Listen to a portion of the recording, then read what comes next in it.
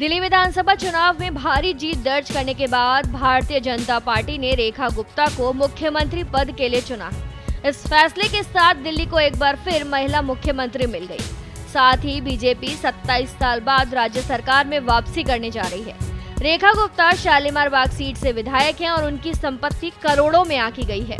रेखा गुप्ता द्वारा चुनाव आयोग को सौंपे गए हलफनामे के अनुसार उन्होंने सोना और LIC की पॉलिसियों में बड़ा निवेश किया है। उनके पास लगभग 29 लाख रुपए का सोना है, जिसमें उनके पति की संपत्ति भी शामिल है। इसके अलावा उनके और उनके पति के नाम पर 53 लाख रुपए की LIC पॉलिसी दर्ज है। मायनेता.com उपलब्ध जानकारी के अनुसार रेखा गुप्ता के पास कुल 225 ग्राम सोना है, जिसका बाजार मूल्य लगभग 18 लाख रुपए आंका गया है।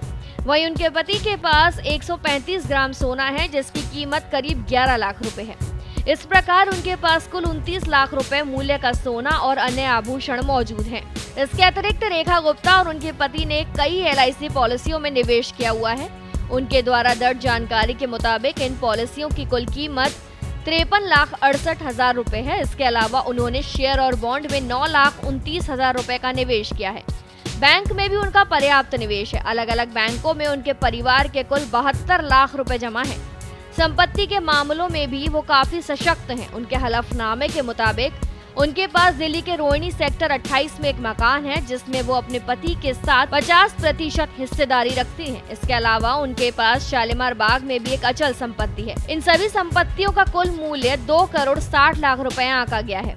नकद संपत्ति की बात करें तो उनके पास 4 लाख रुपए की कैश राशि भी मौजूद है। इस तरह उनकी कुल संपत्ति लगभग 5 करोड़ 31 लाख तक पहुंचती है।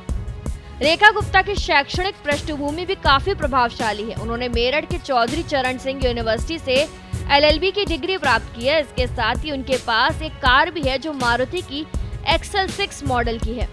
बीजेपी के इस फैसले के बाद दिल्ली की राजनीति में नए बदलाव की संभावना जताई जा रही है। पार्टी ने जिस तरह से रेखा गुप्ता को मुख्यमंत्री के रूप में नामित किया और उसे ये साफ है कि दिल्ली में वो अपनी स्थिति को मजबूत करना चाहती है। रेखा गुप्ता के पास प्रशासनिक अनुभव और आर्थिक दृष्टि से सशक्त पृष्ठभूमि होने के कारण वो मुख्यमंत्री पद के लिए प्रभावी उम्मीदवार साबित हुई। उनकी संपत्ति और निवेश के आंकड़े ये दर्शाते हैं कि वो सुविचारित आर्थिक रणनीति अपनाती हैं। LIC, शेयर, बॉन्ड और अचल संपत्तियों में किया गया निवेश उनके दूरदर्शी दृष्टिकोण को दर्शाता है। इसके अलावा उनके द्वारा घोषित नकद और बैंक बैलेंस ये दिखाते हैं कि वो वित्तीय रूप से भी काफी सुदृढ़ हैं। दिल्ली के मुख्यमंत्री बनने के बाद उनकी प्राथमिकताएं क्या हैं, ये देखना दिलचस्प होगा। दिल्ली की सत्ता में आने से विकास कार्यों को किस दिशा में ले जाया जाएगा, ये भी चर्चा का विषय बना हुआ है। रेखा गुप्ता को दिल्ली की जनता की अपेक्षाओं पर खरा उतरने के लिए कड़ी मेहनत करनी होगी। दिल्ली की राजनीति में ये बदलाव बीजेपी के लिए एक महत्वपूर्ण मोड़ साबित हो सकता है। ये देखना दिलचस्प होगा कि रेखा गुप्ता अपने कार्यकाल के दौरान कौन कौन से मुख्य फैसले लेती हैं और दिल्ली के विकास को किस दिशा में आगे बढ़ाती हैं। फिलहाल जानकारी में इतना ही। खबरों के लिए जरूर सब्सक्राइब करें भारत एक्सप्रेस।